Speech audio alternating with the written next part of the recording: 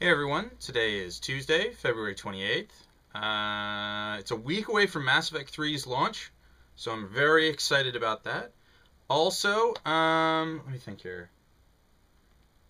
Uh, Tonight I have my Star Wars game. I'm trying to keep myself open-minded about how I'm going to run it tonight. The issue is primarily, let me get my note right here. Alright, so I set it up so that there are these locations they need to go to. Each of the planets are typically like Star Wars Extreme, you know. So there's an ice world that they need to travel to.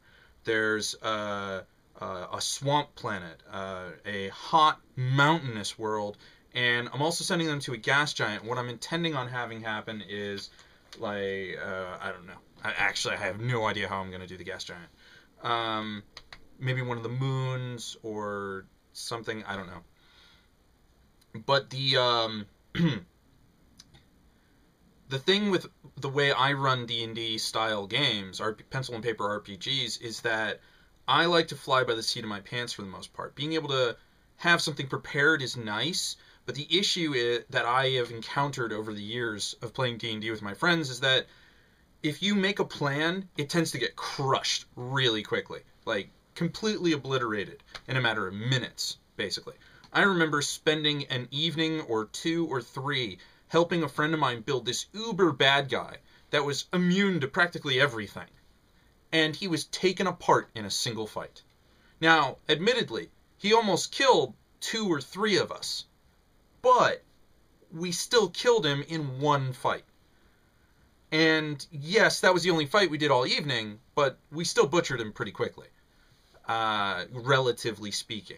Now, when it comes to campaigns, I mean, there was like this entire plot idea that was set up for a particular campaign, and one of our characters happened to see a bad guy in the street, killed him in a single hit. Like, if the guy had survived, he would have teleported away, and we would have had to do the whole chase thing. Killed him in a single hit. We ended the campaign.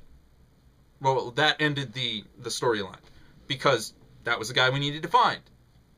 Yay. So it's one of those, it's a basic issue, but what I like to do is I like to build dungeons as I go, I like to build scenarios as I go, and work on very flimsy, very thin outlines. Not necessarily thin outline, but a not entirely fleshed out one. This is, I think, the thinnest outline I've ever worked with on anything. Right, before I start gaming today, I need to write down the locations of those worlds. But yeah, they're